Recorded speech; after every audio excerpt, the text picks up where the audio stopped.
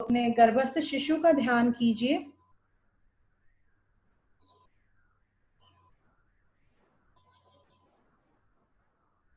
अपनी सांसों को अपने बालक की सांसों से जोड़िए। ये 1 घंटा हम दोनों का बहुत ही अच्छे से साथ साथ प्राणमय जगत में बीते, इस भावना के साथ गायत्री मंत्र का उच्चारण करते हुए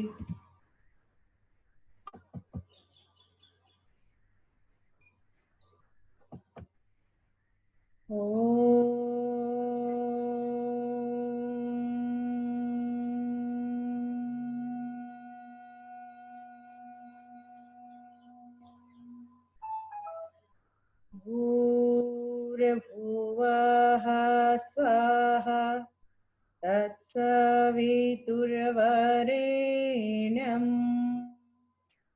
भर्गो देवस्य धीमहि धियो यो नः प्रचोदयात्।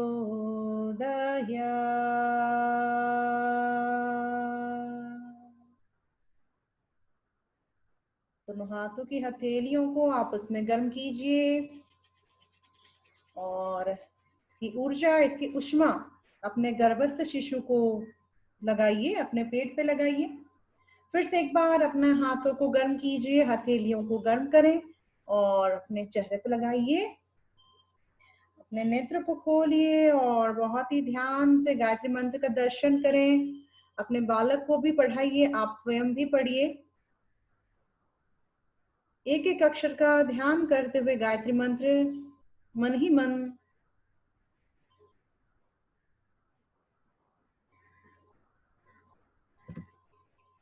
आप सभी माताओं का स्वागत आज के सत्र में, और माताओं के साथ गर्भस्थ शिशुओं का भी स्वागत। हो सकता है कि इस जो सत्र में है चल रहा है हमारा, इसमें जो प्रेग्नेंट नहीं है वो भी शामिल है, लेकिन ये 1 घंटे के लिए हम सब जो भी है भैया दीदी सब ऐसा सोचे कि हम सब गर्भवती महिला ही है ना। तभी आप इस प्राणायाम और मुद्रा को इस भाव से एंजॉय कर पाओगे और सच में क्या इफेक्ट होता है गर्भावस्था में प्राणायाम मुद्रा का, वो आप महसूस कर पाएंगे। तो आप 1 घंटे के लिए ऐसा सोचिए कि हम सब गर्भवती हैं और हमारे गर्भ के भीतर एक प्यारी सी संतान जैसे इस फोटो में दिख रही है, ऐसी प्यारी सी और स्वस्थ, निरोगी और संस्कारी संतान पल रही है। और आज का 1 घंटा जो है वो हम इसे प्राणमय बनाने के लिए इकट्ठा हुए हैं। तो सभी माताओं के साथ हम आगे बढ़ते हैं। सत्र का पहला ही अक्षर जिसे सुनकर आप आज ज्वाइन किए हैं वो है प्राणायाम। प्राणायाम क्या है आप लोग आजकल तो बहुत जानते हैं शब्द को। तो प्राणायाम 2 अक्षर से मिला हुआ है, एक तो प्राण और दूसरा है आयाम। प्राण होता है जीवनी शक्ति और आयाम यानी उसका नियमन। तो हमारे सबके पास चीजें तो होती है, लेकिन उसको संभाल के कैसे रखें, उसको अरेंज करके कैसे रखें वो नहीं पता होता है। इसी कारण आप देखो सबके घर अस्त व्यस्त हो जाते हैं, है ना, और कई लोगों के जीवन भी अस्त व्यस्त हो जाते हैं क्योंकि ये संभालना नहीं आता। तो गर्भावस्था बहुत ही बड़ी जिम्मेदारी हमारे ऊपर। गर्भावस्था यानी बहुत ही बड़ा एक ईश्वर का दिया हुआ गिफ्ट है। और वो गिफ्ट क्यों है? क्योंकि आप इस समय सिर्फ अपनी सांसों पे नहीं बल्कि अपने बालक की सांसों पे भी नियंत्रित करते हो। क्या आपको पता है कि बालक जब गर्भ में रहता है तो उसका पूरा पोषण और श्वसन माता के ऊपर ही रहता है। कई बार हमें लगता है कि बालक तो अपनी सांस खुद ले रहा है, लेकिन आप जानिए आपकी प्रत्येक सांस के साथ वो आपका बालक जो है वो जुड़ा हुआ है। आप जो भी बाहर से हवा लेती है वो अंदर जाके आपकी गर्भनाल से होती हुई आपके बालक से जुड़ती है और इसी से उसका स्थूल और सूक्ष्म शरीर दोनों ही बनता है। आप जितनी गहरी सांसें लेंगे उतना ही अच्छा प्राणवायु आपके बालक तक आप पहुंचा पाते हैं। आप एक भावना कीजिए कि एक शांत जल है और उस शांत जल में आपने कुछ ऊपर से फेंका, एक कंकड़ फेंका। जैसे ही वो कंकड़ अंदर गया तो वलय बनना शुरू हो जाते हैं कि नहीं? बिल्कुल इसी प्रकार से आप जब सांस लेते हो, अंदर बालक एकदम शांत है। जैसे ही आपकी ब्रीथ अंदर गई, आपकी सांस अंदर गई कि आपके बालक के शरीर में हलचल होना शुरू होती है। जिस तरह आप देखें डॉक्टर जैसे इंजेक्शन लगाते हैं तो कैसे लगाते हैं, बाहर से धीरे धीरे धीरे धीरे करके अंदर डालते हैं और फिर धीरे धीरे वो दवाई पूरे शरीर में घुल मिल जाती है। बिल्कुल इसी प्रकार माताएं जो सांस लेती है वो आपके शरीर के माध्यम से, आपके गर्भनाल से माध्यम से आपके बालक के शरीर तक पहुंचती है और फिर इसके शरीर के भीतर भी ये सारी प्राण ऊर्जा मिलती रहती है, घुलती रहती है, एकाकार घुलती रहती है। ठीक है, तो इतनी बड़ी बात है। और आप देखो कि आप कितना ध्यान रखते हो अपनी गर्भावस्था में। ज्यादातर बहनें खान पीन का अभ्यास करती है।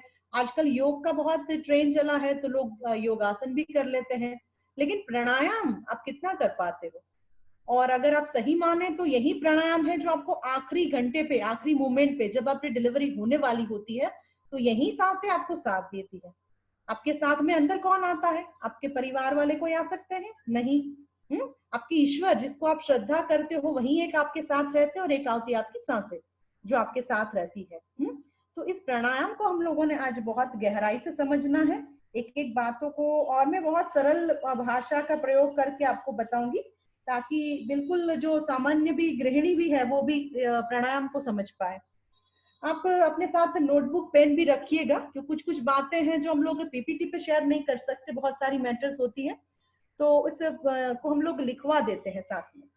तो आप एक बार वो लिख लीजिएगा साथ साथ में। जैसे बच्चा अभी आपके अंदर है ना, तो बालक प्रति मिनट, प्रति सेकंड कितनी लेता है, प्रति मिनट में कितनी सांसें लेता है? कम से कम 40।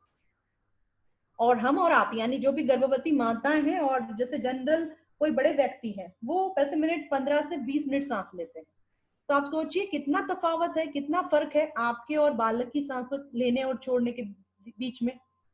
इसी वजह से गर्भावस्था के दौरान सारे डॉक्टर्स या जो भी आपके बड़े बुजुर्ग हैं वो बोलते हैं कि ध्यान कीजिए, प्राणायाम कीजिए, ईश्वर उपासना कीजिए। ये सबका कारण नहीं है कि ये सब करने से जो गर्भवती माता है उनकी सांस प्रश्वास की जो प्रक्रिया है वो लंबी और गहरी होती है, और इसी कारण जो आपके गर्भ में बालक है वो भी अच्छे से सांस ले पाता है। तो आप इस बात का ध्यान रखिएगा कि कम से कम आप जितना सांस लेते हैं उससे दुगनी सांस तो आपको अभी गर्भावस्था में लेनी ही लेनी है। आप में से कई लोग हैं जो योग से जुड़े होंगे, आपको पता भी होगा प्राणायाम की डेफिनेशन जो योग दर्शन में बताई है। इसमें बताया जाता है कि तस्मिन् सन्ति श्वास प्रश्वास गति विच्छेद प्राणायाम। यानी क्या होता है कि आप जो सांस लेते हैं, एक सांस लिया और दूसरी सांस छोड़ी, इस बीच में जो गति विच्छेद, इस बीच में जो गैप आता है ना, उसको जीवन, इसको जीवनी शक्ति, जीवनी शक्ति आपकी एक एक सांस लेने और छोड़ने के बीच बीच से हमको मिलती रहती है। तो प्राणायाम का अर्थ है पूरा प्राण, पूरा प्राण। प्राण किसको कहते हैं हम लोग? ईश्वरी शक्ति को, महाप्राण। और इसी प्राण शब्द से हमारे शरीर को भी बताया जाता है कि प्राणी शरीर। मनुष्य को कैसे बताया जाता है कि मनुष्य एक प्राणी है? क्यों प्राणी है? क्योंकि उसमें प्राण शक्ति बहती है। तो जिस जिस वस्तुओं में प्राण शक्ति बहते हैं उस सभी को प्राणी की संज्ञा दी गई है। तो आप एक बहुत बड़ी जिम्मेदारी निभा रहे हो जब गर्भावस्था में हो। आप एक नए जीव को, एक नए प्राण शक्ति को अपने अंदर धारण कर रहे हो। हम हमेशा कहते हैं कि बालक जो है वो ईश्वर का अंश है, यानी महाप्राण का एक प्राण है जो हमारे भीतर है। तो इस प्राण को अपने अंदर हमें धारण करना है, और इस आत्मा को आप प्राणायाम के माध्यम से महात्मा, देवात्मा या परमात्मा बना सकते हो। आपने कई बार देखा होगा, विवेकानंद जी भी कहते हैं कि जिन्होंने प्राण को जीत लिया उसने सारे मन को जीत लिया। तो गर्भावस्था में ये हमें अवसर मिलता है कि हम अपना तो सुधार करें, लेकिन हमारे साथ साथ हमारे गर्भ में जो बालक पल रहा है उसे भी एक बड़ा अच्छा, सिर्फ आत्मा तो है ही, वो आत्मा तो है ही हमारे पास आई है, लेकिन उसको महात्मा, देवात्मा या फिर परमात्मा का अंश बनाने का कार्य एक माँ का होता है। और इस कार्य में सबसे ज्यादा हमें मदद करता है वो होता है हमारा प्राणायाम। तो इस प्राणायाम का अर्थ फिर से एक बार याद रखिए, जीवनी शक्ति का नियमन। ये सारी जीवनी शक्ति जो हमारे आसपास है, प्राण ऊर्जा जो हमारे आसपास है, उसको हमने नियमित करके रखना है। इसको कहते हैं हम लोग प्राणायाम। अब ये प्राणायाम आता कहाँ से? हमको बताया गया कि आसपास हर जगह प्राण है, लेकिन ये प्राण हमें दिखते तो नहीं है। तो आप में से अगर कोई आयुर्वेद पढ़े हैं या फिर कोई शास्त्र पढ़े हैं, तो शास्त्रों में आपने कहीं ना कहीं देखा होगा कि सप्त धातुएं, पंच प्राण, पंचकोश।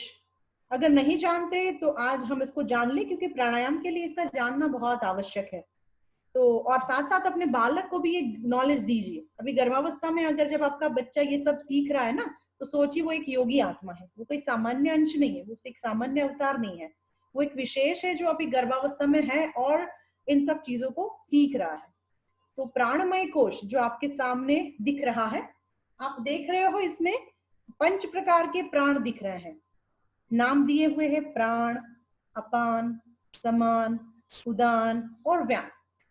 ये वायु हम इसलिए जानना जरूरी है कि आगे हम लोग मुद्रा भी सीखने वाले हैं, तो मुद्रा और प्राणायाम दोनों के लिए ये 5 प्राणों को आपको समझना जरूरी है।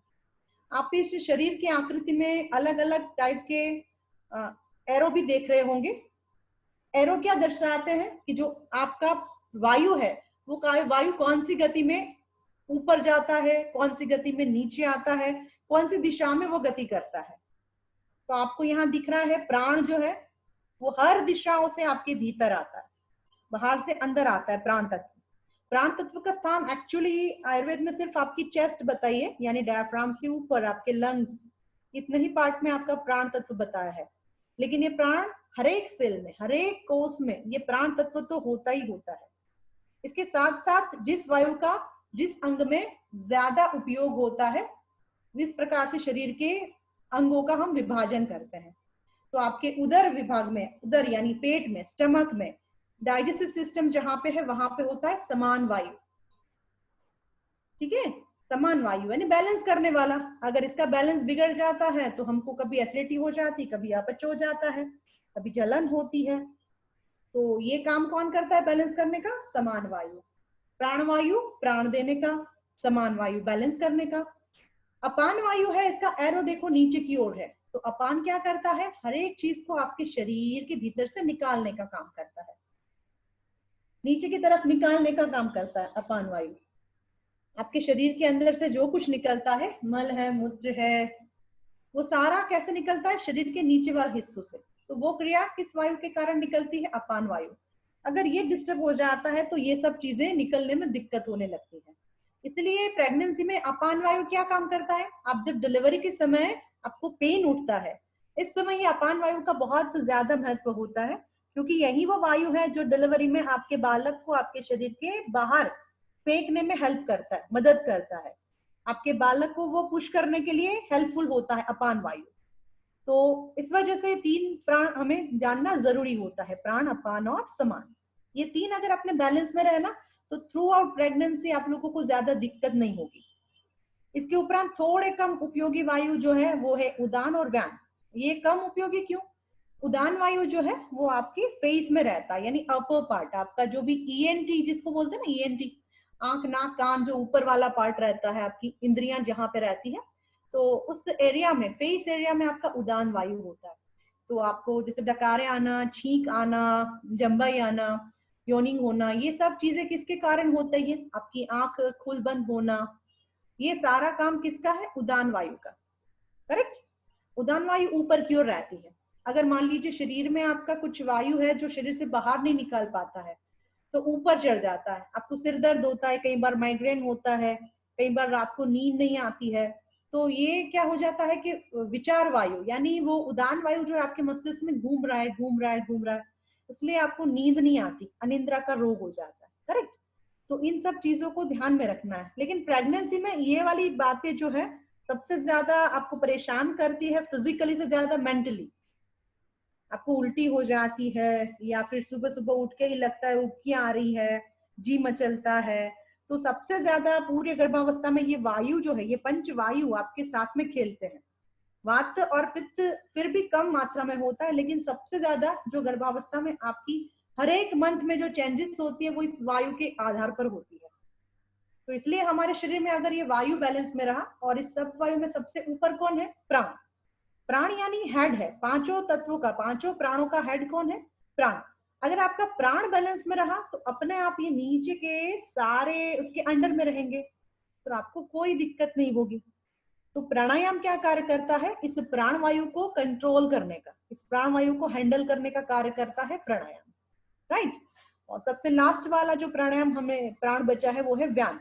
व्यान जो है वो आपके हाथ और पैरों में ज्यादातर रहता है, यानी आपके जोड़ों का दर्द, अगर घुटनों का दर्द है, फिर आपके हाथ में अपर आर्म में दर्द है, कलाइयों में दर्द है, पैर की पंजों में दर्द है, तो ये सारा किसके कारण होता है? व्यान। अगर व्यान आपका निश्चेत रहा तो लेडीज आलस्य वाली रहती है, आपको काम करने का मन नहीं होगा, आपको शरीर से कुछ भी एक्टिविटी करने का मन नहीं होगा, सुस्ती बनी रहेगी, ऐसा लगता है हम सो जाएं सो जाएं, या कुछ करने से आपके हाथ पैर दर्द करने लगेंगे, है ना। तो ये किसकी कमी है? व्यान की। अगर व्यान सो गया, अगर व्यान ने छुट्टी ले ली, व्यान अगर बोल देगा कि नहीं भाई आज मैं काम नहीं करूंगा, तो गर्भवती माताओं को क्या होता है कि ठीक है आज मैं भी काम नहीं करूंगी। तो ये व्यान आपके हाथ पैर को हिलाता है। तो हम प्राणायाम में, योगाभ्यास में क्या करवाते हैं आपको? आसन में क्या करवाते हैं? वही करवाते हैं, व्यान को एक्टिव करवाते हैं। व्यान एक्टिव यानी आपके हाथ पैर खोलिए, आसन बनाइए, थोड़ा स्ट्रेचिंग कीजिए, थोड़ा रोटेशन कीजिए। तो इस रोटेशन से क्या होता है? ये व्यान वायु जो है वो एक्टिव हो जाता है ना। तो आपके अंदर से आलस्य जो है वो दूर हो जाता है। तो आप समझ पा रहे हो सारे प्राणों का महत्व। एक भी प्राण ऐसा नहीं है जो बुरा हो गया और आप अच्छे रहे। पांचों प्राणों का अच्छा होना बहुत जरूरी है, खास तौर से गर्भावस्था के दौरान, क्योंकि हर एक प्राण आपके फ्रेंड है इस समय। ये हर एक प्राण आपके बालक की परिस्थिति पे निर्धारित रहते हैं, और ये पांचों प्राणों का असर भी हमारे गर्भस्थ शिशु पर होता है। तो आज ये पांचों प्राणों को हम कैसे कंट्रोल करेंगे, मुद्राओं के माध्यम से ये जानेंगे। तो आज की क्लास में मैंने इतने ही बस प्राणायाम लिए हैं जो इन 5 प्राणों को कंट्रोल करे। बाकी तो बहुत प्राणायाम और बहुत मुद्राएं हैं, लेकिन स्पेशली जो गर्भावस्था में आपको उपयोग में आए, बस उसी प्राणायाम और उसी मुद्राओं के साथ हम आगे बढ़ते हैं। तो याद रखिएगा, पंचकोश, जैसे आपका अन्नमय कोश हुआ, दूसरा प्राणमय कोश हुआ। अन्नमय कोश में सप्त धातुएं आपकी आ जाती है, प्राणमय के अंदर अपने पंच प्राण आ जाते हैं। फिर इसके ऊपर और भी है जो आगे आपको ध्यान के लिए मदद में आते हैं, जो आपके मनोमय कोश और विज्ञानमय कोश को शांत करते हैं, चित्त बुद्धि मन अहंकार ये सबको बैलेंस करते हैं। तो इस तरह से 5 प्राण आपकी गर्भावस्था में बहुत ही उपयोगी रहते हैं। तो आज आगे हम लोग जानेंगे प्राणायाम के बाद मुद्राएं। आज प्राणायाम के बाद 5 प्राण के बाद आगे चलेंगे मुद्राओं को सीखने के लिए। मुद्रा नाम से आपको याद आता होगा, कहीं हम लोग बाहर जाते हैं, किसी चीज को देखते हैं, तो उसकी आकृति को देख के हम कंपनी को पहचान जाते हैं ना, कि ये कंपनी का लोगो है तो शायद प्रोडक्ट अच्छा होगा। हम किससे पहचानते हैं? उस मुद्रा को देख के, उस लोगो को देख के। तो कितना गहरा प्रभाव होता है उस मुद्रा का कि हमारे मन पे, हमारे विचार पे। तो इसी तरह ईश्वर ने हमारे शरीर में भी ऐसी कुछ मुद्राएं दी है कि अगर वो मुद्रा की तो हमारे अंदर डेफिनेटली वो क्वालिटी आ जाएगी, है ना। तो ऐसी कुछ मुद्राएं होती है, मुद्राओं को हम अंग्रेजी में जेस्चर कहते हैं। और योग में स्पेशली जब आप अपनी हथेलियों की 5 उंगलियों से कुछ कुछ मुद्राएं बनाते हो, तो वो एक अलग ही इफेक्ट लाती है, वो बहुत ही असरकारक हो जाती है। अब आपको प्रश्न होता होगा कि ये क्यों, ऐसा क्या है उंगलियों में जिसके मिलाने से ये बहुत असरकारक हो जाती होगी। तो कुछ देर के लिए अपने दोनों हथेलियों को खुली रख के बैठिए, आंखें बंद रखिए, कुछ मत कीजिए। हाँ? मैं जो बोल रही हूँ वो सुनिए, बस अपने दोनों हथेलियों को ऊपर की तरफ खुली रख के बैठिए और लंबी सांस लीजिए, छोड़िए। थोड़ा सा प्रैक्टिकल करते जाएंगे साथ साथ, ताकि आप इसको समझ पाओ, नहीं तो सुनते सुनते बोर हो जाओगे। और थोड़ी देर और 1 मिनट अपने भीतर देखने का, झांकने का प्रयास कीजिए। कुछ महसूस हो रहा है क्या?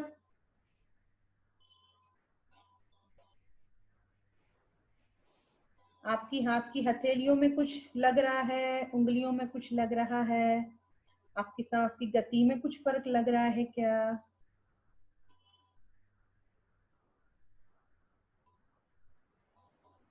अगर आप शांति से बैठे हैं तो डेफिनेटली आपको अपनी सांसों की गति में एक हल्कापन लगा होगा, मन में थोड़ी सी शांति मिली होगी और मन कर रहा होगा कि अब इस आंखों को ना खोलें और शांति से और कुछ देर इस स्थिति में बैठें। ऐसा क्यों होता है? ऐसा क्या किया हम लोगों ने? अभी तक तो बैठे ही थे लेकिन ऐसा नहीं लग रहा था। जैसे ही अपने थोड़े से पोस्चर को चेंज किया, अपनी कमर सीधी की, आंखें बंद किया और हाथ को ऐसे हथेलियों को खुली रख के बैठे, तो ये फर्क क्यों लगा आपको? क्योंकि जिस प्राण की हमने बात की अभी कुछ देर पहले, वही प्राण जो इस वातावरण में घुल रहा है, मिल रहा है, वही प्राण आपकी हथेलियों के माध्यम से, आपकी उंगलियों के माध्यम से आपके शरीर के भीतर प्रवेश कर लिया। और जैसे ही वो प्रवेश किया, और उसका काम क्या है? एक्टिव करना, आपको एक्टिव बनाना। क्योंकि व्यान वायु है ना, हाथों में व्यान वायु है, व्यान का कार्य क्या है? एक्टिव बनाना।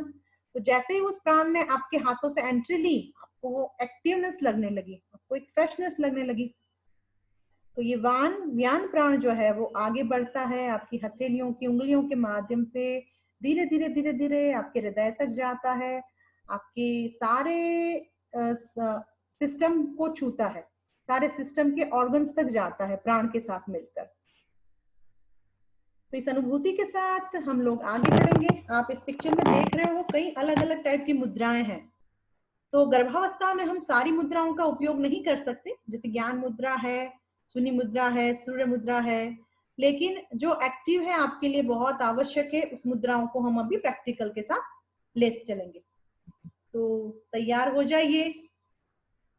अब पंच प्राण के बाद आपके 5 बेस्ट फ्रेंड, वो है 5 एलिमेंट्स, जो दिन भर आपके साथ रहते हैं, चाहे आप सोते हो चाहे जागते हो, लेकिन ये आपका साथ नहीं छोड़ते हैं। तो ये कहाँ पे रहते हैं? ये आपकी उंगलियों में रहते हैं। इस 5 उंगलियों में बसे हुए पंच तत्व को अपने रट्टा लगा के याद रखना है, मतलब बिल्कुल गलती नहीं होनी चाहिए।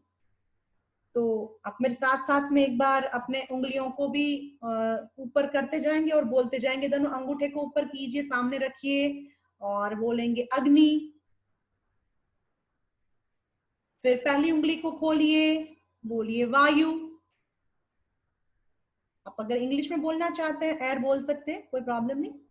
आप तीसरी उंगली को खोलिए, बोलिए आकाश। चौथी उंगली को खोलिए, बोलिए पृथ्वी। और आखिरी उंगली को खोलेंगे और बोलेंगे जल। फिर से रिपीट करें। हम ऐसा चाहते हैं कि 1 घंटे की क्लास में आपको पूरा याद रह जाए। हाँ, तो पहला बोलेंगे अग्नि, वायु, आकाश, पृथ्वी और जल। एक बार और रिपीट कीजिए क्योंकि आपके बच्चे को भी याद रह जाए। जब 3 बार बोलते हो ना तो बच्चा याद रख लेता है। तो सारी मम्मी साथ में करेंगे। पहले से अंगूठे से शुरू करें। अग्नि, वायु, आकाश, पृथ्वी और जल। तो ये 5 तत्व है जो आपकी 5 उंगलियों के माध्यम से आपके शरीर में आगे जाते हैं, आगे बढ़ते हैं। और ये सबका अलग अलग गुणधर्म है। इसी के माध्यम से, इसके कॉम्बिनेशन से, अगर आपको सर्दी हो रही है तो उसके लिए अलग मुद्रा है, अगर आपका पेट साफ नहीं हो रहा है तो उसके लिए अलग मुद्रा है, आपको आलस्य हो रहा है तो इसके लिए अलग मुद्रा है। तो ये मुद्राएं क्या करती है? जिस भी वायु में, मतलब जिस भी तत्व में बढ़ोतरी या कम हो जाता है, उसको मुद्राओं के माध्यम से हम लोग बैलेंस कर देते हैं। तो आगे देखते हैं हम लोग कि किस तरह से इनके मिलाप से आप रोगों के सामने लड़ सकते हो, और वो भी खास तौर से अपनी प्रेगनेंसी में। तो पहली मुद्रा आप बनाइए, क्योंकि हर एक मुद्रा को आप जब 10 मिनट 20 मिनट अभी बनाओगे, लंबा समय तो उसका कम से कम 20 मिनट और ज्यादा से ज्यादा 45 मिनट होता है, लेकिन हम 1 घंटे में सबका प्रैक्टिकल लेने वाले हैं। तो जो दिख रहा है उसको बनाना शुरू करते हैं। पहली मुद्रा ज्ञान मुद्रा, आपकी पहली उंगली और अंगूठा क्या था याद कीजिए। अंगूठे में क्या तत्व था? अग्नि। और उंगली में वायु। करेक्ट। इसको मिलाएंगे और बनाएंगे ज्ञान मुद्रा। अब ये ज्ञान मुद्रा बना के रखना है आपको, जोर से दबाना नहीं है। कुछ नियम याद रखेंगे। आप देखो, आपको पिक्चर में भी दिख रहा है कितना सॉफ्टली पकड़ा हुआ है, फेदर टच बोलते हैं इसको। आप हल्के से पकड़िए और थोड़ा सा ही प्रेशर, जैसा लगे कि हाँ मैंने बस उंगली को छुआ है, इतना सा हल्का प्रेशर आपने देना है। जैसे ये देते हैं तो आपकी दोनों उंगलियों में एक विज प्रवाह, एक विद्युत प्रवाह सा चलना शुरू हो जाता है। और जैसे ही आप स्विच ऑन करते हो, और पंखा कैसे चलता है वैसे ही ये मुद्रा का है। जैसे ही आपने एक उंगली से दूसरी को लगाया कि वो विज प्रवाह, वो विद्युत प्रवाह आपके शरीर का चलना शुरू कर देता है। और इसके साथ साथ आपकी सारी बीमारियां हैं या फिर उस लाइन में जो भी ब्लॉकेज है वो धुल जाती है। जिस तरह पानी बहता है तो पाइप को पूरा क्लीन कर देता है ना, अगर पानी है और पाइप में कुछ दिक्कत है तो क्या होता है, पानी आगे नहीं बढ़ पाता है। तो इसी प्रकार आप जब डेली इस मुद्राओं का अभ्यास करते हो ना, तो आपके अंदर के जो ब्लॉकेजेस है धीरे धीरे धीरे धीरे धीरे धीरे करके खुलने लगते हैं। और वो जो प्राण ऊर्जा पहले अटक रही थी वो अभी फ्लोलेस जहां उसको जाना है वहां तक जा पाती है। तो आप मेरे साथ मेरी बात सुन रहे हो, लेकिन आपके हाथ में बनी हुई है ज्ञान मुद्रा। अब इस ज्ञान मुद्रा के साथ हम कौन सा प्राणायाम कर सकते हैं?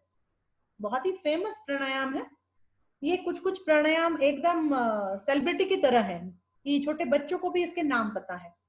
और आजकल रामदेव बाबा जी ने इसको बहुत अच्छा सिद्ध कार्य कर दिया है कि घर घर तक इसको पहुंचा दिया है। तो छोटा बच्चा भी जानता है कि अनुलोम विलोम क्या है। तो देखो, एक हाथ में तो आपके लेफ्ट हैंड में तो ये मुद्रा बनी रहेगी ज्ञान मुद्रा, लेकिन आपका राइट हैंड को फ्री है, थोड़ा सा फ्री करना पड़ेगा। अब पिक्चर में आपको दिख रहा है ये लेडीज कैसे कर रही है, प्रणाम मुद्रा बनाई है। उसने अपनी पहली 2 उंगली को अपने हथेली पे लगाया है, तीसरी उंगली और अंगूठा अपने नाक पे रखा है। तो सारी गर्भवती महिलाएं भी इस तरह का पोस्चर बनाइए। फर्स्ट पोस्चर में क्या है, अपने अंगूठे को दबा के रखा है, यानी आपकी लेफ्ट साइड की नाड़ी। लेफ्ट साइड नाड़ी क्या है, कौन सी नाड़ी है? आप में से बहुत लोगों को पता है, लेफ्ट साइड की नाड़ी को योग भाषा में चंद्र नाड़ी कहते हैं। चंद्र नाड़ी यानी शीतल नाड़ी, शीतलता देने वाली।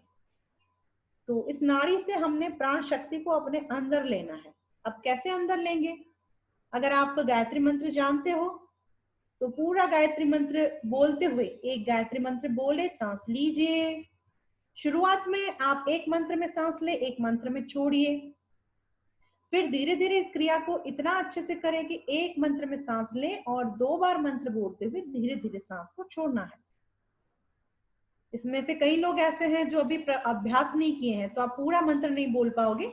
तो मैं प्रैक्टिस के लिए यहाँ पे सिर्फ पंचाक्षरी मंत्र लेती हूँ, ओम भूर्भुवः स्वः।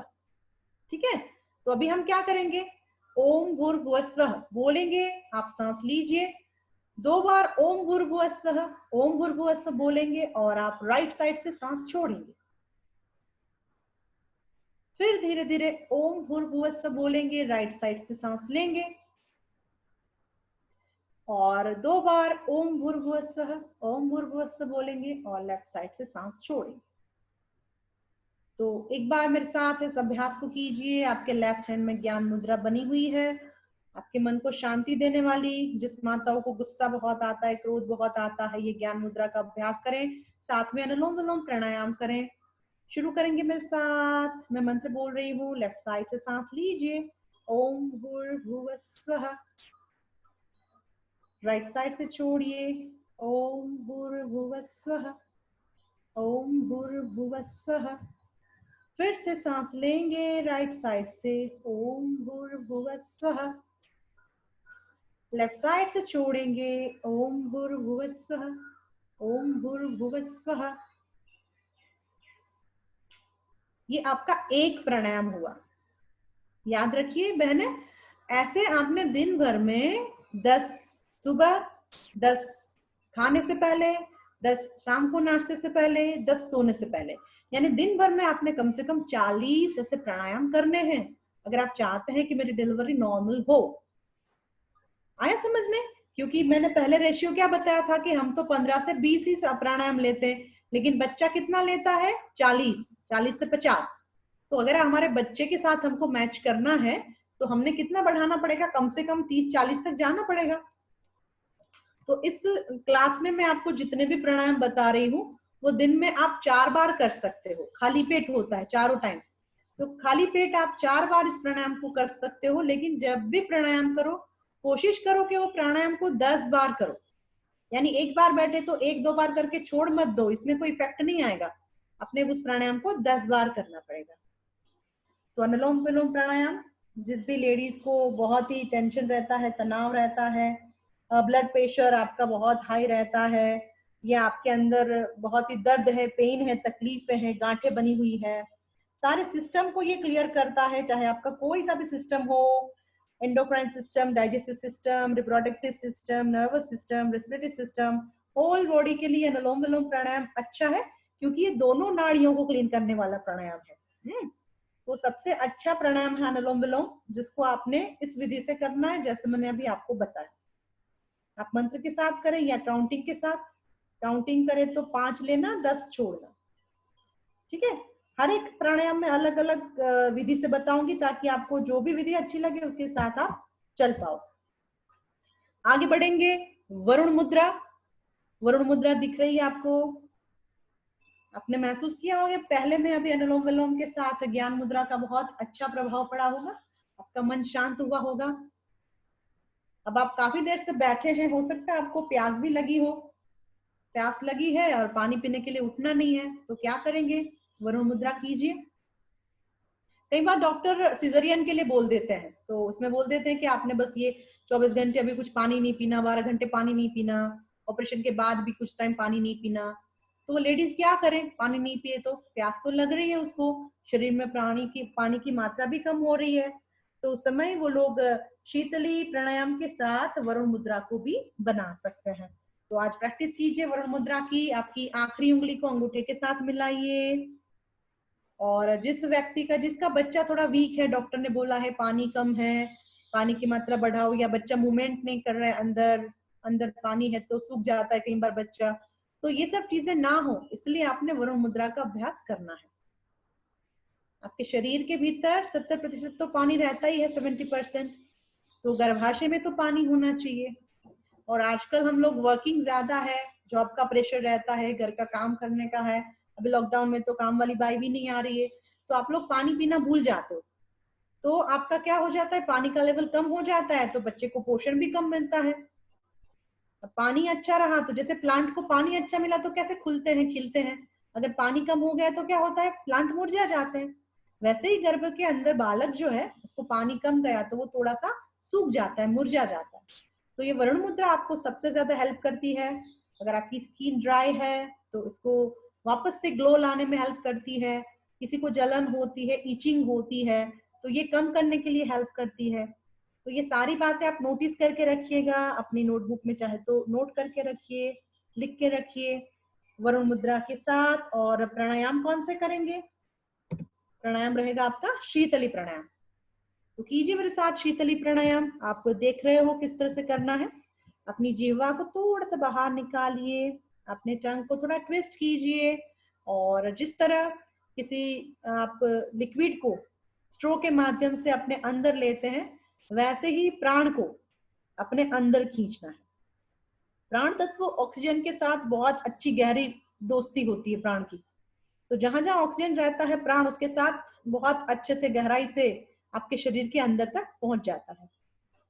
तो सबसे अच्छा तरीका होता है शीतली प्राणायाम से प्राण को अपने अंदर लेना। शीतली प्राणायाम करते हुए मुंह से सांस लेनी होती है और नाक से छोड़नी होती है, यानी इनहेल आपके माउथ से, एक्सहेल आपके नोज से।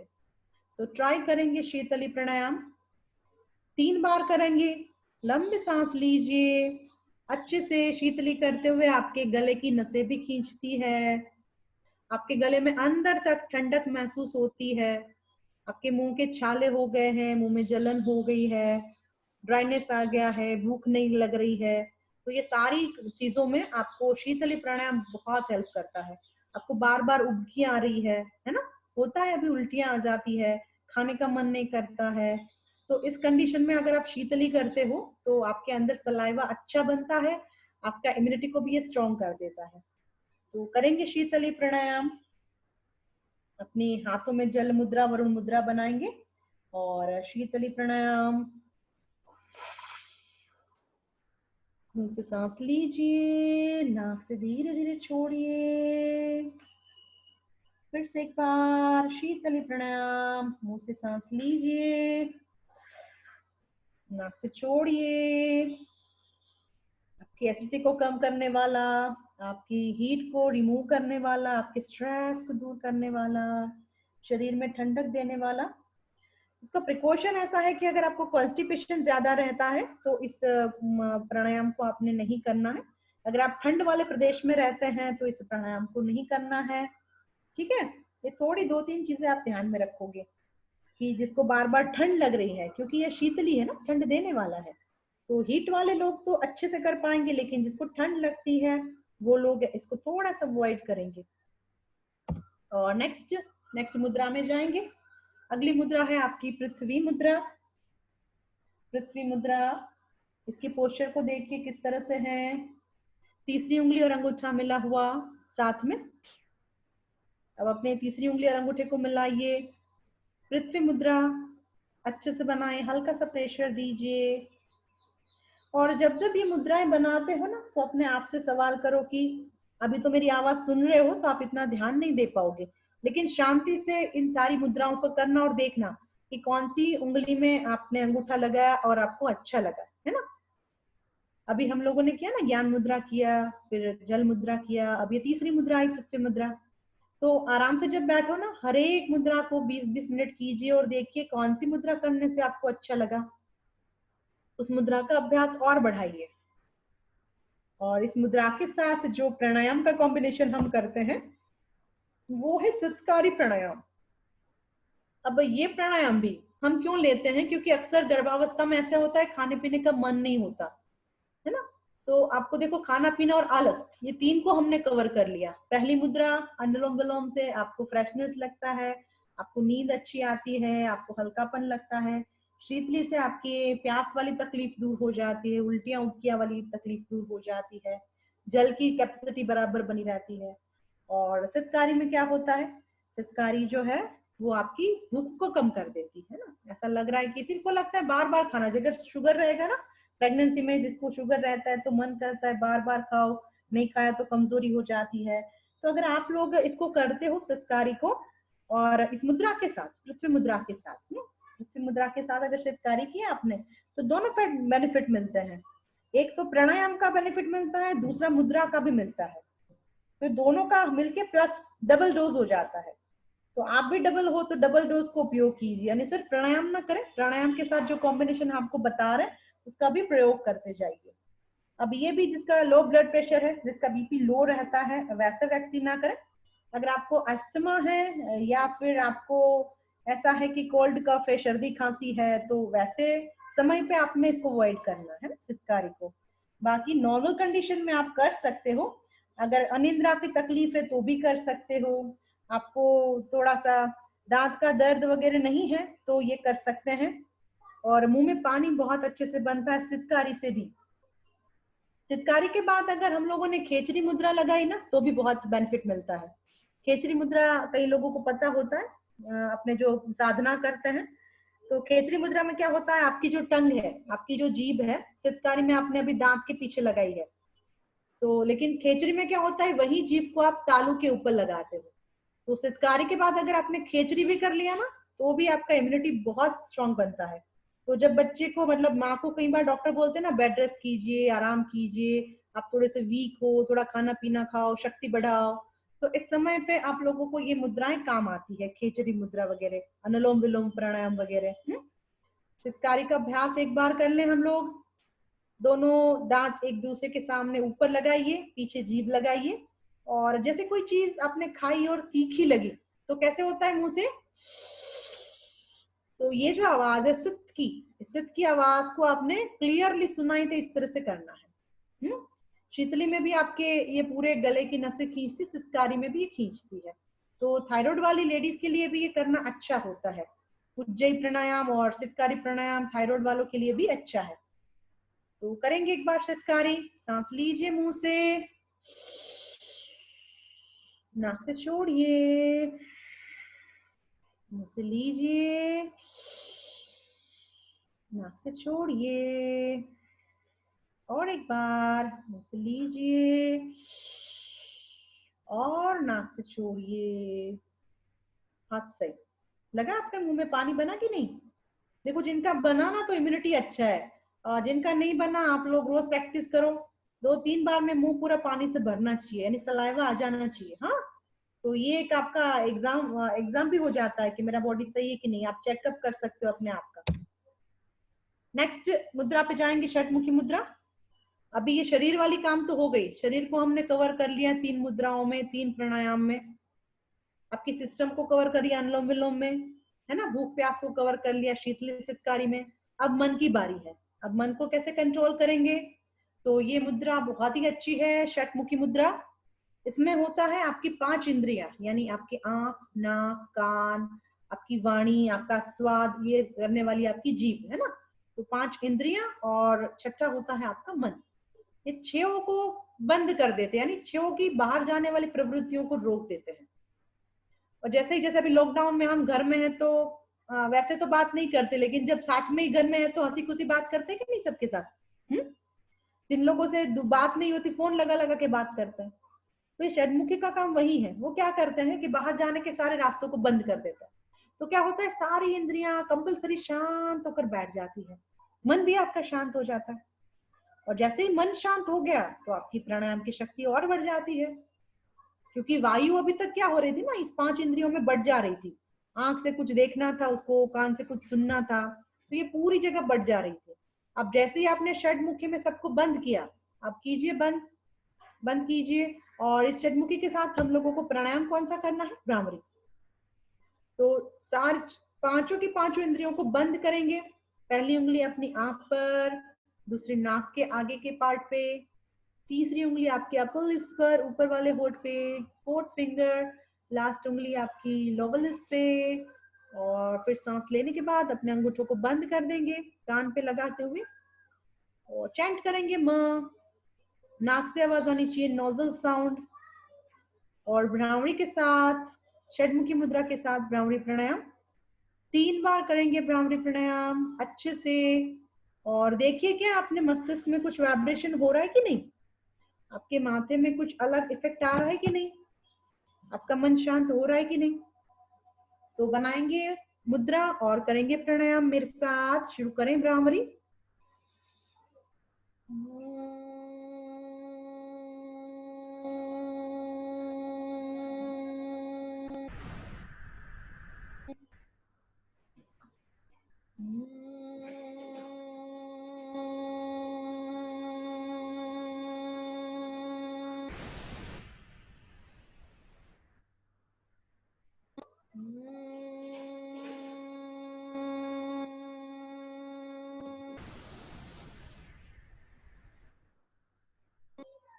और कंप्लीट करते हुए वापस अपने हाथ को लाएंगे, दोनों हाथ अपनी गोद में रखिए।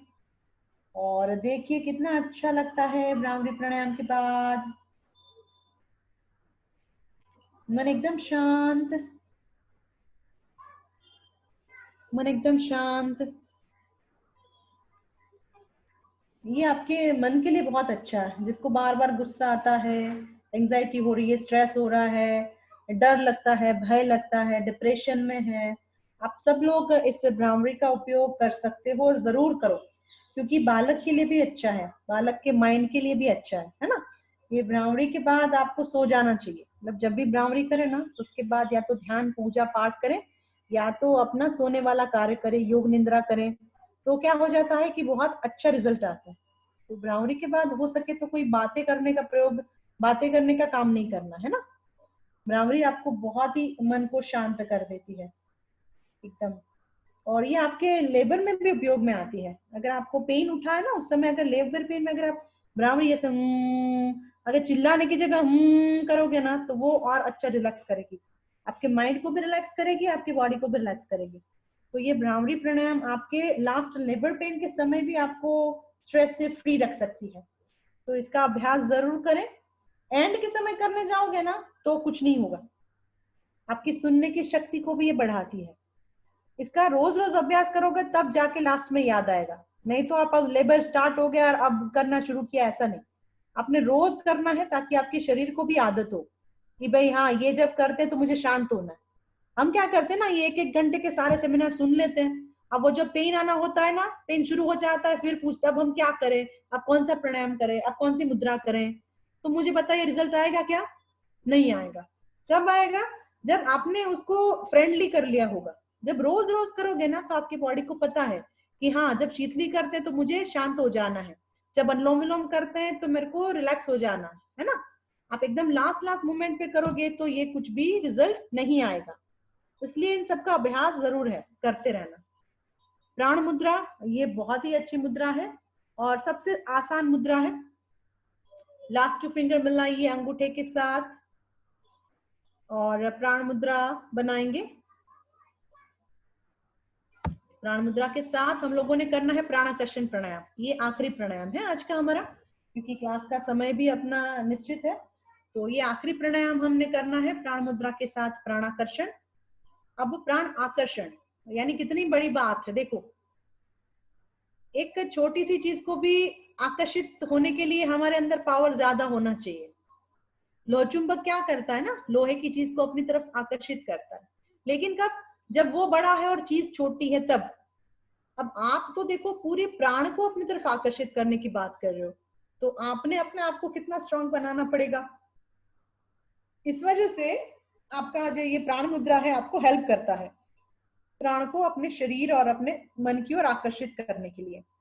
तो प्राण मुद्रा बनाइए, दोनों हाथों को अपने घुटनों पे ही रखिए और इस पूरे विश्व ब्रह्मांड में हमने जो 5 प्राण भी पढ़े अभी, इन सारे प्राणों में से प्राण तत्व को अपनी ओर आकर्षित करना है और ईश्वर से प्रार्थना करनी है कि जो जीवनी शक्ति है वो मेरे भीतर आए। कहाँ से आएगी? आपके दोनों नॉस्ट्रल से। अभी तक हमने प्रयोग किया, एक नाक से लिया, एक नाक से छोड़ा, अपने मुंह से लिया, नाक से छोड़ा। अभी क्या कर रहे हैं हम? जैसे इमरजेंसी में होता है ना, इमरजेंसी में सारे द्वार खोल देते हैं। तो प्राणाकर्षण कैसा होता है? फोर्सफुली सांस अंदर लेते हैं, यानी अच्छी वाली सांस अंदर लेते हैं। तो दोनों नॉस्ट्रल से यहाँ पे एंट्री भी एक साथ होगी, एग्जिट भी एक साथ होगी। तो दोनों नॉस्ट्रल से एक साथ सांस लेना है अपने भीतर और एक साथ सांस छोड़नी है शरीर से बाहर। प्राण मुद्रा आपके हाथ से बनी हुई है, आपने बनाई हुई है और सांस लीजिए, अंदर खींचिए थोड़ा, दोनों नॉस्ट्रल से एक साथ, लेफ्ट राइट, सूर्य नाड़ी चंद्र नाड़ी, दोनों से एक साथ। प्राण शक्ति को अंदर लीजिए, नाक से लीजिए, नाक से छोड़िए। आप लोग फर्स्ट ट्राइमेस्टर में इस प्राणाकर्षण प्राणायाम के साथ मूल बंध भी लगा सकते हो। इवन जो लोग कंसीव करना चाहते हैं, आप लोग भी प्राणायाम, ये जो प्राण मुद्रा बनाना है, प्राणाकर्षण करना है, उसके साथ मूल बंध का प्रयोग करें। मूल बंध यानी रेक्टम के मसल्स को अंदर की तरफ खींच के रखना। तो एनर्जी को हम लोग अपनी अंदर लेते हैं और स्टेबल करके रखते हैं, जिससे अगर आपने ट्राई कर रहे हो तो बच्चा अच्छे से जल्दी कंसीव हो जाता है और रुक जाता है, गर्भ ठहर जाता है। और जो लास्ट ट्राइमेस्टर में है, आप लोग क्या करोगे? इसी प्राणाकर्षण में प्राण मुद्रा बनाई हुई है। अब आप नाक से सांस तो ले रहे हैं, लेकिन छोड़ना कहाँ से है? मुंह से। तो जिनका 9th मंथ चल रहा है, जैसे 36 वीक आपका कंप्लीट हो गया, 37 रनिंग हुआ, स्टार्ट हुआ, 37 वीक से आपने इसमें प्राणाकर्षण जब कर रहे हो तो नाक से सांस लेना है और मुंह से छोड़ना है। और आपकी जो मुद्रा है ये कौन सी हो जाएगी? अपान मुद्रा। ये लास्ट ट्राइमेस्टर वाले याद रखिए। अभी जो मैंने बताया था प्राण मुद्रा प्राणाकर्षण नॉर्मल आप 7th मंथ तक 8th मंथ तक कीजिए। जैसे ही आपका 9th मंथ स्टार्ट हुआ तो क्या करोगे? मुद्रा बदल दोगे, मुद्रा आपकी अपान मुद्रा। अपान का काम क्या है बताया था हमने? बच्चे को बाहर की तरफ निकालना। तो डिलीवरी नॉर्मल होने के लिए बच्चे को पुश करने में हेल्प करने वाला प्राणायाम कौन सा है? अपान। तो जैसे ही 9th मंथ स्टार्ट होता है, आपको 36 वीक के बाद इस मुद्रा को बनाना है, अपान मुद्रा। और सांस कैसे लेनी है? दोनों नोस्ट्रल से सांस लेंगे, लेकिन छोड़ेंगे कैसे? मुंह से छोड़ेंगे। तो नाक से सांस लेंगे और मुंह से छोड़ेंगे, जिससे आपका डायफ्राम पूरा नीचे की तरफ धक्का देगा बेबी को। डायफ्राम बहुत अच्छे से अप एंड डाउन होता है जब आप मुंह से सांस छोड़ते हो, तो वो मूवमेंट बनती है और बच्चा नीचे की तरफ सरकना शुरू कर देता है, उसका हेड फंसना शुरू हो जाता है और फिर धीरे धीरे आपका पेन भी नॉर्मल डिलीवरी का आता है और बच्चा आराम से बाहर आ जाता है। तो ये आखिरी मंथ का आखिरी मुद्रा और आपका प्राणायाम,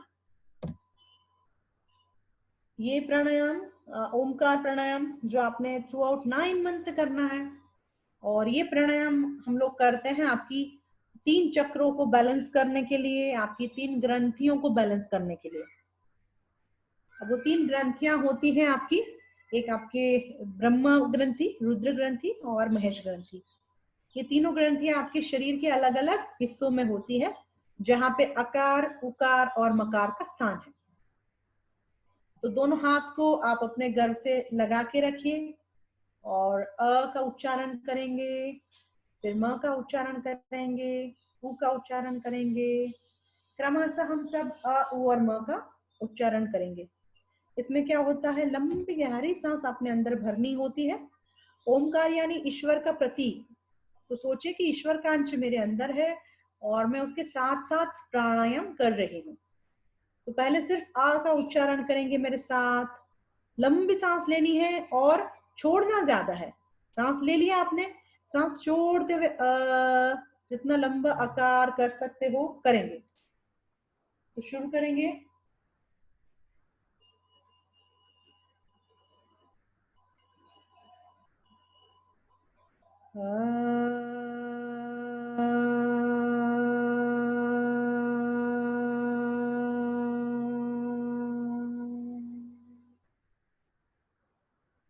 और फिर सांस लेंगे, अपने अनाहत चक्र पे ध्यान, उकार,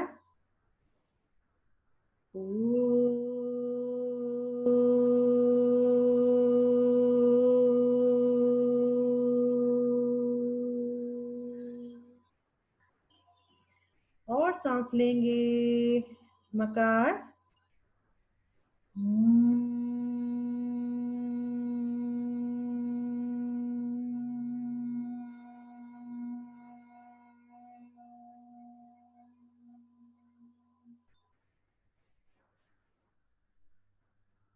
हम लोगों ने एक ही बार किया, क्योंकि प्रैक्टिकल करेंगे थोड़ा आपको समझ में आएगा। आप इसका अभ्यास और बार बार कर सकते हैं। आपको अगर तकलीफ है पेट की ज्यादा, तो आ का उच्चारण ज्यादा करें, ठीक है। अगर आपको चेस्ट में लग रही है, घबराहट लग रही है, या दूध नहीं बन रहा है, ऐसा होता है ना कई बार, गांठें बन गई हैं चेस्ट में, डॉक्टर बोल रहे हैं कि नहीं सही है कुछ, तो ऐसी जो लेडीज हैं, आप अभी भी और बाद में भी अगर प्रेगनेंसी के बाद आपको दूध नहीं बन रहा है, तो कौन सा चैंटिंग करेंगे आप, कौन सा प्राणायाम चैंट करना है, आ ऊ में से उकार, अकार ऊ वाला, चेस्ट वाला। और फिर आपको लग रहा है कि मुझे बहुत थकान लग रही है, मैं चिड़चिड़ापन मेरे में आ रहा है, मुझे गुस्सा आ रहा है, तो कौन सा प्राणायाम करेंगे, मकार वाला। तो एक ही प्राणायाम है सांस लेके छोड़ने का, लेकिन स्थान अलग है, और आपका जो रोग है उसके सामने उस अक्षर का सॉल्यूशन भी है। तो आप ये तीन अक्षर से बहुत सारे रोग को, डिसीज को अपने शरीर से निकाल सकते हो। तो ये ओमकार प्राणायाम बहुत अच्छा, और सबसे अच्छा प्रेगनेंसी में होता है सोहम प्राणायाम। ये वाला हमारा लास्ट प्राणायाम है, समय के हिसाब से हम चल रहे हैं। तो सोहम प्राणायाम, जिसमें आपने अपने अपना लेफ्ट हैंड जो है आपके हृदय के करीब है, तो आप चाहे तो अपने लेफ्ट हैंड को अपने हृदय के पास रखिए और राइट हैंड को अपने गर्भ से लगा के रखिए।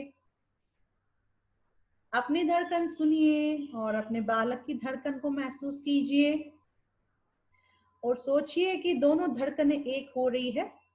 मेरे और मेरे बालक का दिल धड़कन एक हो रही है, सांसें एक हो रही है। सोहम का अर्थ है कि मैं तुम्हारे साथ हूं, ईश्वर की ऊर्जा हमारे साथ है। वो एक सुप्रीम पावर हमारे साथ है। तो आप भी अपने बालक से ये वचन दीजिए कि बालक, मुझे पता है आप अंधेरे में हो, 9 महीने आप बहुत गंदगी के अंदर बड़े हो रहे हो, लेकिन आप घबराओ नहीं, मैं आपके साथ हूँ। इस प्राणायाम और मुद्राओं से मैं आपको और सहयोग करूंगी, आपके शारीरिक, मानसिक और आध्यात्मिक विकास में आपको हेल्प करूंगी। ऐसे प्रॉमिस करते हुए सोहम प्राणायाम, सो के साथ आप सांस लेंगे और हम के साथ धीरे धीरे छोड़िए। ये आपको लास्ट मोमेंट पे बहुत काम आता है। जिनको बेड रेस्ट है, इनके लिए ये ओमकार और सोहम प्राणायाम बहुत हेल्पफुल है। आप आसन नहीं कर सकते, लेकिन ये प्राणायाम सारे कर सकते हो, लेटे लेटे भी कर सकते हो। तो इसलिए ये आसन से ज्यादा बेनिफिट आपको प्राणायाम और मुद्राओं से मिलता है। सो हम चैंटिंग करें मेरे साथ एक बार। सो में सांस लीजिए, हम में छोड़िए। सो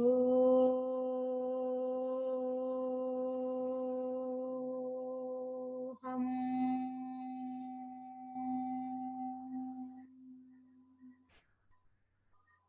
हम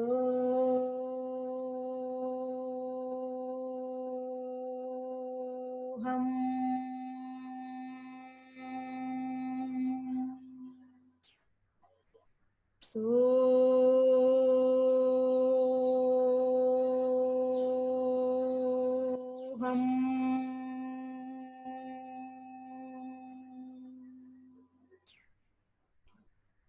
बहुत सही। आशा करते हैं कि आपको ये सारे प्राणायाम और मुद्राएं बहुत अच्छे लगे होंगे। आपने फील किया होगा एक एक प्राणायाम और मुद्राओं का असर अपने शरीर पे, अगर आप प्रैक्टिकल कर रहे हैं तो। अब ये सात चक्रों पे अपने प्राणायाम का क्या असर होता है? अभी तक जो हमने बात की वो स्थूल शरीर पे इसका असर था। अब ये है आपका सूक्ष्म शरीर। जैसे हमने पहले ही बोला ना कि आपके अन्नमय कोश के अंदर आपके सप्त धातुएं रहती है, फिर मनोमय कोश के अंदर आपके जो है पंच प्राण रहते हैं, और ऊपर वाले जैसे जाते हैं विज्ञानमय कोश, तो यहाँ पे सप्त चक्र और इसके गुण रहते हैं। तो ये सप्त चक्र क्या है? सप्त चक्र वो नाड़ी जाल है, वो नाड़ी गुच्छक है जिसके सारे सारे एंडिंग पॉइंट है वो आपके चक्रों से जुड़े होते हैं। आपके शरीर में जितनी भी नाड़ियां है ना, वो इन 7 चक्रों से कनेक्टेड है। जैसे हमको कुछ मैसेज देना होता है तो हम क्या करते हैं ना, हेड ऑफिस पे फोन करते हैं, फिर वो अपने अपने जो भी लोग हैं वहां तक वो मैसेज को स्प्रेड कर देते हैं। वैसे ही आपके मन से जो भी बातें आती हैं वो 2 फोर्स में आती है। एक होती है शरीर से बाहर का मैसेज आपके मन तक पहुंचाने वाला फोर्स, एक फोर्स होता है जो आपका मन से शरीर तक बातें पहुंचाता है। एक होता है केंद्रगामी फोर्स, एक होता है केंद्र प्रसारी फोर्स, राइट। तो ये दोनों को काम ये चक्रों के साथ बहुत ही अच्छा रिजल्ट लाता है। ये सारी बातें आपके चक्रों तक पहुंचाते हैं कि भाई आपने यहाँ पे इसको क्लीन कर देना है, और चक्र अपनी सारी बातें आपके मन तक पहुंचाते हैं कि भाई मैंने यह काम कर दिया है। ठीक है, तो परस्पर नाड़ी गुच्छकों के माध्यम से हमारी कम्युनिकेशन बातें होती रहती है। आखिर में ये सारी नाड़ियां कहाँ मिल जाती है? आपके सहस्त्रार चक्रों में। 2 नाड़ियां आपकी ईड़ा और पिंगला, और बीच में होती है सुषुम्ना। तो योग के माध्यम से इन तीनों नाड़ियों का बहुत महत्व है, और प्रेगनेंसी में तो बहुत ही अच्छा आप इसको अनुभव कर पाते हो। तो हम ज्यादा डिटेल में न जाते हुए सिर्फ इन 7 चक्रों को देखिए। 7 चक्रों के ऊपर प्राणायाम का क्या असर है? सबसे नीचे आपका मूलाधार चक्र, तो हम लोग सिर्फ एक एक बार इसको चैंटिंग में ले लेंगे। ब्रीदिंग के साथ ही करना है क्योंकि सारी ब्रीदिंग प्रोसेस है। प्राणायाम आपके सप्त चक्र के साथ। पहला आपका रूट चक्र, बेसिक चक्र, जो आपके ट्रस्ट को डेवलप करता है, बच्चे को निडर बनाता है। और इसलिए आप लोगों ने जो अगर कॉन्स्टिपेशन रहता है, ज्यादा तकलीफ है पाइल से जिस लेडीज को, उसने मूलाधार का प्राणायाम ज्यादा करना है। ठीक है, तो आप लंबी सांस लेंगे, अपने मूलाधार चक्र यानी रूट चक्र का ध्यान करेंगे, और लंकार एक बार मेरे साथ बोलेंगे। लंबी सांस लीजिए, लंकार, लम।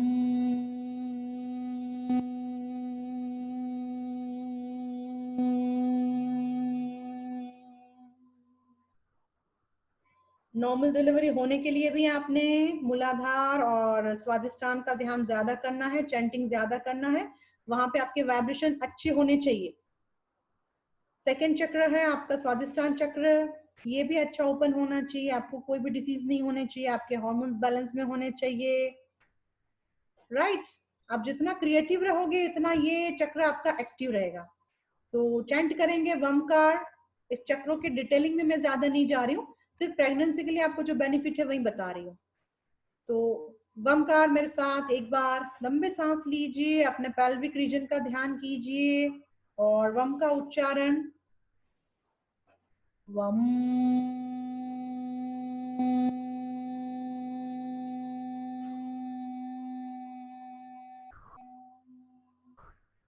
इस उच्चारण से आपके पेल्विक एरिया में कंपन बनते हैं, वाइब्रेशन बनते हैं, और अच्छे से सारे मसल्स वहां के रिलैक्स रहते हैं, टाइट नहीं रहते, राइट। अब थर्ड वाला चक्र है आपका मणिपुर चक्र। यहाँ पे टैलेंट होता है, आपका विजडम पावर रहता है। आप बच्चे को जैसा बनाना चाहते हो, आप लोग विजन चार्ट बनाते हो मुझे लग रहा है ना, तो विजन चार्ट बनाते हो, बच्चा ऐसा बने, तो कहाँ से बनेगा? अगर उसका मणिपुर स्ट्रांग होगा तब। आपको भी पेट में कोई भी गड़बड़ न रहे, आपका डाइजेशन अच्छा रहे गर्भावस्था में, इसलिए इस चक्र का ध्यान करना है, और चैंट करना है अक्सर रम। तो बोलेंगे मेरे साथ रमकार, रम।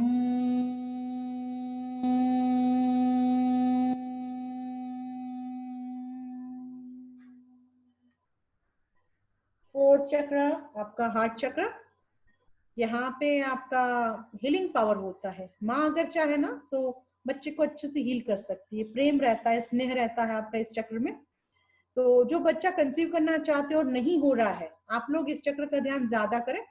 या आपको प्रेगनेंसी तो रह गई है लेकिन बेड रेस्ट बोला है डॉक्टर ने, कि बोला है बच्चा थोड़ा कमजोर है, ये है वो है, कुछ भी धड़कन नहीं आ रही है, तो आप जब ये अनाहत चक्र का चैंटिंग करते हो ना, तो आप में वो एक अच्छा सा एक स्नेह भाव, एक कुदरत का प्रेम भाव आप में अंदर आ जाता है। और आप में वो शक्ति आ जाती है कि आप बच्चे को 9 मंथ तक पूरा कैरी कर सकते हो। तो यहाँ का अक्षर है आपका यम। चैंट करेंगे यमकार। सांस लीजिए और छोड़ते हुए यमकार। यम।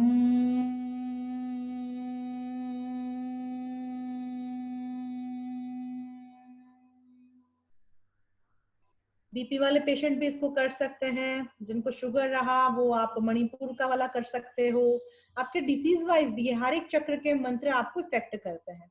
अब जिसको थायराइड है आप अपने गले पे आए थ्रॉट चक्र का ध्यान कीजिए और हमकार मेरे साथ बोलिए। जिस लेडीज में हार्मोनल इम्बैलेंस है आप लोग भी इस चक्र का ज्यादा ध्यान करेंगे, हम का चैंटिंग ज्यादा करेंगे। लंबे सांस लीजिए हमकार। हम।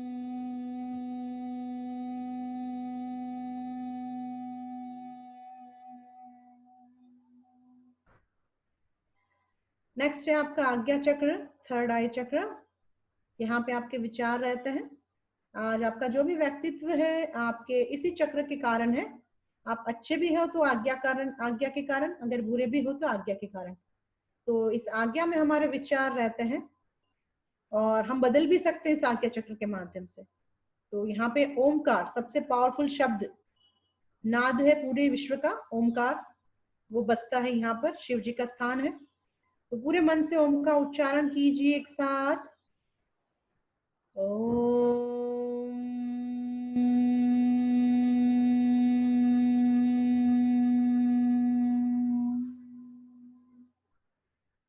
और सबसे लास्ट में सहस्त्रार। सहस्त्रार में हमारे इष्ट कृपा गुरु कृपा सब बसती है। तो हम लोग भी अपने गुरु इष्ट आराध्य को ध्यान दें, स्मरण करें। सोचिए 1 घंटा हमारा बहुत अच्छा बीता है। इस भावना के साथ अपने आराध्य का ध्यान करते हुए लास्ट चक्र का लास्ट चैंटिंग मकार मुंह बंद करते हुए।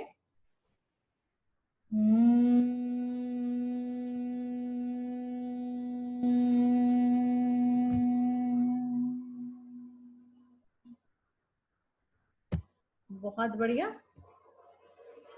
आप लोगों का सारा 7 चक्रास के साथ आप लोगों ने अभी अभ्यास किया। लास्ट वाले आपने प्राणायाम किए, मुद्रा किए, इसका परिवर्तन आप देख पाए होंगे। ये हम लोगों ने ज्यादा कुछ मैटर नहीं लिखा लेकिन सिर्फ एक्सप्रेशन किए हैं, दिए हैं आपको। हो सकता है हम चिड़चिड़ापन है, गुस्सा है, जो भी है वो आपकी स्माइल में परिवर्तन हो जाए। तो प्राणायाम के इफेक्ट वही है, आपके डिप्रेशन, भय, क्रोध, अहंकार, सारे 3 दोष का समन हो जाता है। आपके सारे system, digestive system, respiratory system, सारे सिस्टम, एक्सेलेटरी, सर्कुलेटरी, ये सारे बैलेंस में बन जाते हैं। आपके कॉन्स्टिपेशन, गैस, एसिडिटी, जो भी कुछ दिक्कत है वो दूर हो जाती है। और प्राणायाम आपको एकदम हेल्दी, हैप्पी और फिट बना देता है। तो ये है हमारे प्राणायाम और मुद्रा के बहुत अच्छे रिजल्ट्स। और आपके बच्चे ने हमारे साथ इतना समय बिताया, आपने बहुत अच्छे से हमारे साथ इतना समय बिताया। तो आशा करते हैं कि आप दोनों को बहुत अच्छा लगा होगा। एक आखिरी प्रार्थना के साथ हमारे सेशन का अंत करते हैं, एंड करते हैं। तो अपने दोनों हाथों को गर्व से लगा दीजिए, अपने बच्चे को थैंक्स कीजिए। हमारी ओर से आपका भी धन्यवाद। और एक आखिरी मंत्र के साथ, प्रार्थना के साथ आप दोनों एक दूसरे के साथ कनेक्ट होंगे। मंत्र होगा शांति पाठ, सहनाववतु मंत्र, जिससे आप और अपना बालक जुड़ रहा है। ओम सहना भवतु, सहनो भुनक्तु, सह वीर्यं करवावहै तेजस्विनावधीतमस्तु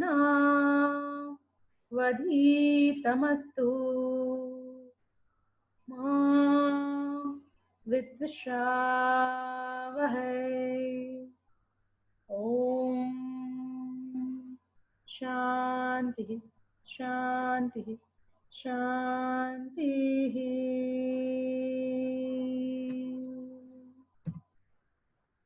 अपने दोनों हाथों को अच्छे से रब करेंगे। पहली एनर्जी अपने बालक को दीजिए, धन्यवाद कीजिए। फिर से दोनों हाथों को रब करें, अपने चेहरे पे लगाएं, अपने मन पे लगाएं। दोनों हाथ जोड़ के मन ही मन अपने गुरु सत्ता का आशीर्वाद लें कि आज सीखा हुआ सारा ज्ञान हमें जीवन में भी आगे काम आता रहे। जो भी अच्छी बातें लगे इसको जीवन में अपनाएं, जो भी कुछ बातें गलत लगे या न समझ में आए इसको छोड़ देंगे। इसी के साथ हमारा आज का ये सत्र जो है वो पूरा हो रहा है। तो आगे मैं भैया को हैंड ओवर कर रही हूँ।